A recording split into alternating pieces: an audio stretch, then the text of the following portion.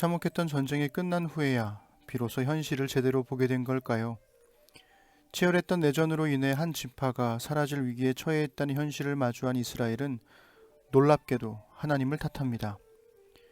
일은 자기들이 버려놓고 왜 모든 책임은 하나님께 떠넘기는 것일까요?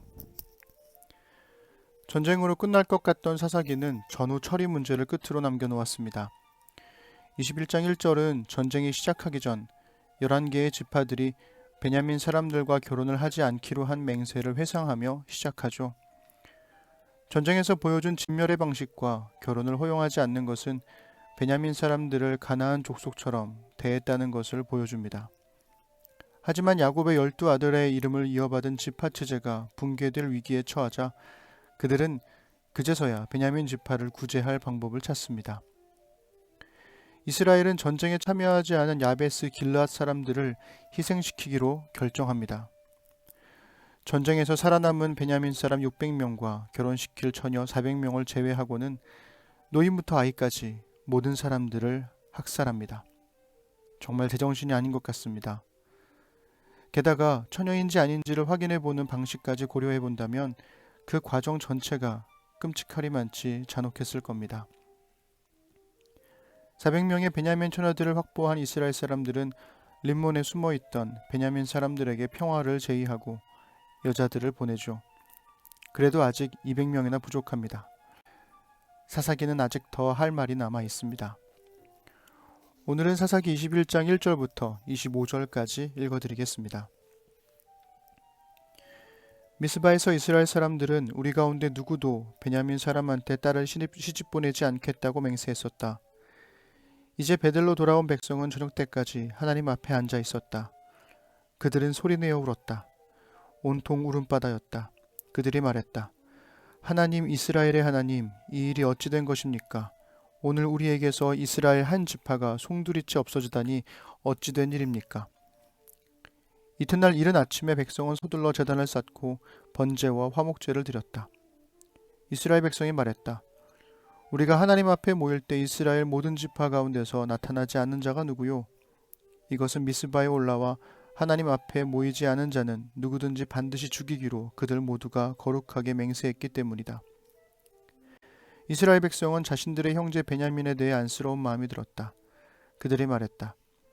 오늘 한 지파가 이스라엘에서 끊겨졌소. 남아있는 자들에게 우리가 어떻게 아내를 얻어줄 수 있겠소? 우리가 딸들을 그들에게 시집보내지 않겠다고 하나님의 이름으로 맹세했으니 말이오.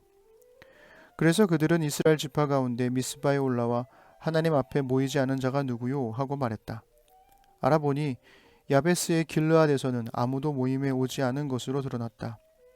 인원을 점검할 때 백성 가운데 야베스의 길르앗 사람은 단 한 명도 없었다. 그래서 회중은 우수한 군사들로 구성된 12개 부대를 그곳으로 보내며 이렇게 명령했다. 야베스의 길르앗 사람은 여자들과 아이들까지 모조리 죽여라. 다만 다음의 명령을 따르라. 곧 모든 남자와 잠자리를 한 모든 여자는 반드시 죽이되 처녀만은 살려두어라. 그들은 명령대로 행했다. 그들은 야베스의 길르앗에 사는 사람들 가운데서 처녀 400명을 얻었다. 모두가 남자와 잠자리를 한 적이 없는 여자들이었다. 그들은 그 여자들을 가나안 땅에 있는 실로의 진으로 데려왔다. 그때 회중은 림몬 바위에 있는 베냐민 사람들에게 전가를 보내어 평화를 제의했다. 그러자 베냐민 사람들이 왔다.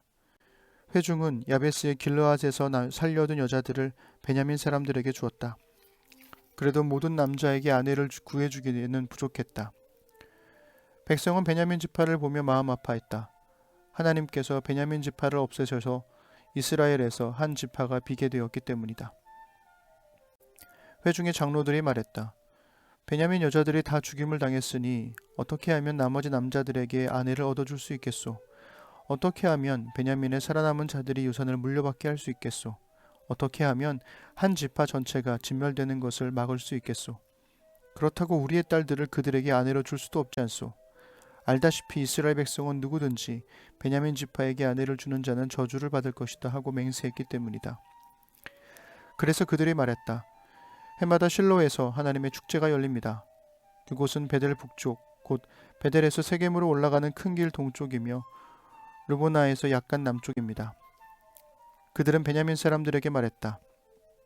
가서 포도원에 숨어 있으시오. 잘 보고 있다가 실로의 처녀들이 나와서 춤추는 것이 보이거든 포도원에서 뛰어나와 실로의 처녀들을 하나씩 잡아 아내로 삼고 서둘러 베냐민 땅으로 돌아가시오. 그들의 아버지나 형제가 와서 우리에게 따지면 우리가 이렇게 말하겠소. 우리가 그들에게 은혜를 베푼 것이오. 우리가 그들에게 아내를 얻어주려고 전쟁을 일으켜 사람을 죽인 것도 아니지 않소. 게다가 당신들은 동의하고 딸을 준 게 아니니 문제가 될 것도 없소. 그러나 계속해서 이 일을 문제 삼으면 화를 자초하는 꼴이 될 거요. 그래서 베냐민 사람들은 그 말대로 행했다.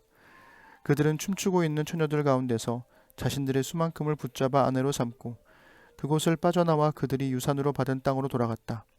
그곳에서 성읍들을 재건하고 정착했다. 거기서 이스라엘 백성은 흩어져 각각의 지파와 가문에게로 저마다 유산으로 받은 땅으로 돌아갔다.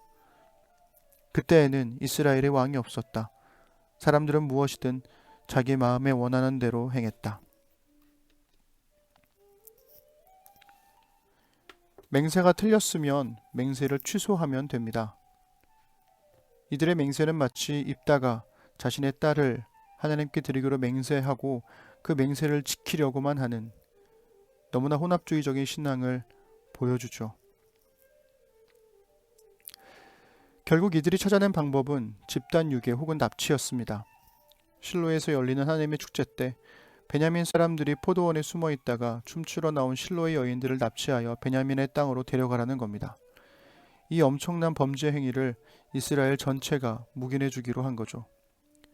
실로는 에브라임 지파에 속한 땅입니다. 그러니 에브라임 사람들이 자신들의 딸을 내주었다가는 베냐민 사람들과 결혼시키지 않겠다는 맹세를 어기게 되는 겁니다. 그런데 딸을 준 게 아니라 베냐민 사람들이 납치한 것이니 맹세를 어긴 건 아니라는 논리죠. 게다가 이걸 문제 삼으면 가만두지 않겠다고 협박까지 합니다. 이 모든 일들을 하나님의 축제 때 벌이자는 건 또 어떻습니까?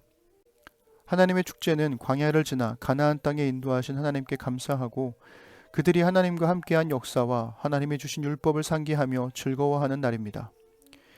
율법에 따르면 납치와 같이 사람을 훔치는 행위는 사형에 처해야 합니다. 그러나 이스라엘은 철저하게 하나님을 무시했습니다.